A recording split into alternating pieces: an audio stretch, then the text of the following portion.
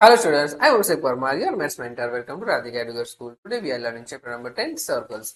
And today's our question is a quadrilateral ABCD is drawn to the circumscribe और circle. समझो circumscribe of circle का मतलब क्या होता है कि कोई एक क्वाड्रिलेटर है जिसके अंदर सर्कल है और वो क्वाड्रिलेटरल की चारों साइड को सिर्फ टच कर रहा है ना. सी द फिगर है prove that AB plus CD is equals to AD plus BC. Done है. अब देखो प्रूफ क्या करना है देख लेते हैं. to prove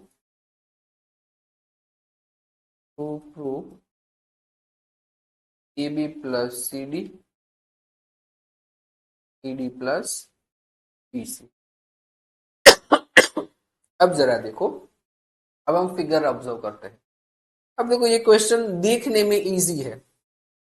मोस्टली स्टूडेंट्स क्या बोलते हैं, सर ये क्वेश्चन इजी है, बट जब इसका डेटा लिख रहे होते हो तब डेटा आगे पीछे हो जाता है. लेफ्ट साइड का डेटा राइट साइड में लिख देते हो, राइट साइड का डेटा लेफ्ट साइड में लिख देते हो, फिर इक्वेशन जो आपका है वो ठीक तरह से बैलेंस नहीं होता, जो हमें प्रूव करना है. अब देखो यहाँ पर हमें यूजिंग थियरम 10.2 का हमें यूज करना है.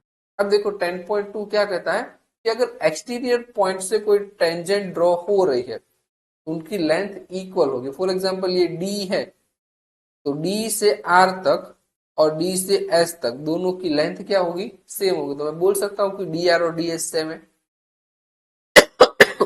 डन है. तो as well as same concept हमें यूज करना है पूरे क्वेश्चन में.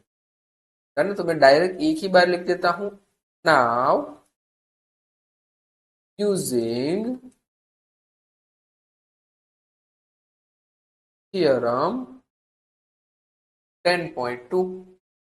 डन. 10.2 आप सबको पता है. अब देखो यहां पर वैल्यू लिखेंगे किस तरह से, यहाँ पर वैल्यू लिखेंगे किस तरह से. अब देखो अगर मैं डी आर और आर सी का एडिशन करूं तो ही मुझे डीएस मिलेगा, और यहाँ पर बी एस और ए एस का एडिशन करूं तो ही मुझे डी ए मिलेगा. डन है. पहले मैं कहना क्या चाह रहा हूं ये क्लियर है.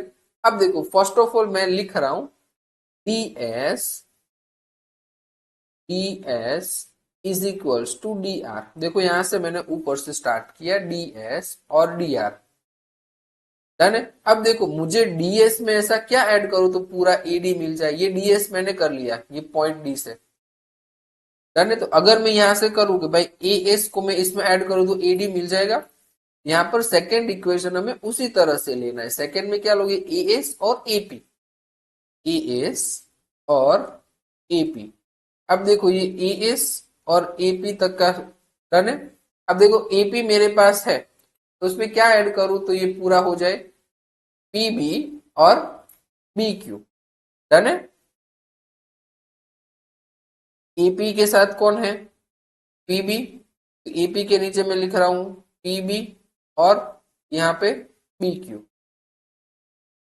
डन है. ये बी क्यू भी मिल गया, ये भी मिल गया. बी क्यू के साथ कौन है, देखो तो बी क्यू के साथ क्यू सी और सी आर. तो क्यू सी किसके साथ है, बी क्यू के साथ है. बी क्यू के साथ कौन है, पी क्यू. तो वहां पे है क्यू सी और वहां पे बचा कौन, सी आर. इन सभी को इक्वेशन के नेमिंग दे दो 2 3 4. और एक बार रिपीट कर रहा हूं स्टूडेंट्स, एक बार ध्यान से सुन लो और एक बार वैल्यू और ये फॉर्मूला में किस तरह से इक्वेशन बना रहे. अब देखो फॉर एग्जांपल हमने डी से स्टार्ट किया तो आप पहले लिखोगे, ये पहले तो कोई भी लिख सकते हो. पहले आपने लिखा डी आर और फिर लिख दिया डी एस. डन है. या तो आप क्लॉकवाइज जाओ या तो एंटी क्लॉकवाइज. अब भी यहाँ पे हम जा रहे हैं क्लॉकवाइज. अब देखो डीएस वैल्यू है तो डीएस के साथ में क्या ऐड करूं, एएस. तो ये पूरा का पूरा एडी मिल जाएगा. तो डीएस के नीचे में एएस ही लिखूंगा सेकेंड इक्वेशन में. डन है. एएस और क्या लिखूंगा, एपी. डन. क्योंकि हमें पता है कि ये टेंजेंट्स की वैल्यू क्या हो जाएगी, इक्वल हो जाएगी, इसीलिए मैं इसे इक्वली लिख रहा हूं. डन.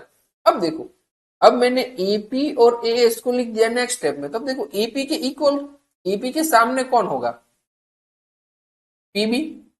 तो एपी के नीचे में क्या लिखूंगा, पीबी, और सामने है वो एज इट इज. है ना. तो इस तरह से आपको सारी वैल्यू लिखनी है. Done. Now adding equation 1, 2, 3 and 4। Done है। तो मैं लिख सकता हूँ ds plus as plus bq plus qc is equals to dr plus ap plus pb plus cr। अब देखो ये ds और as बना दिया पूरा का पूरा ad प्लस ये bq और qc बन गया bc। अब यहाँ पे देखो ये dr और यहाँ पे है cr इस साइड है, dr और cr बन गया dc प्लस ap और pb बन गया पूरा का पूरा ab।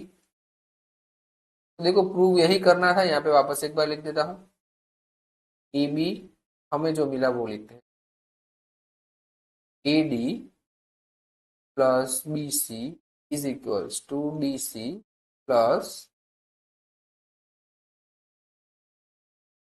डन, ये वही है तो प्रूव करना था। हैंस डन है क्वेश्चन। किस तरह से वैल्यू ली है वो ध्यान से सीख लेना, एग्जाम में गलती नहीं होनी। डन है। मिलते हैं नेक्स्ट वीडियो में, टिल देन बाय बाय।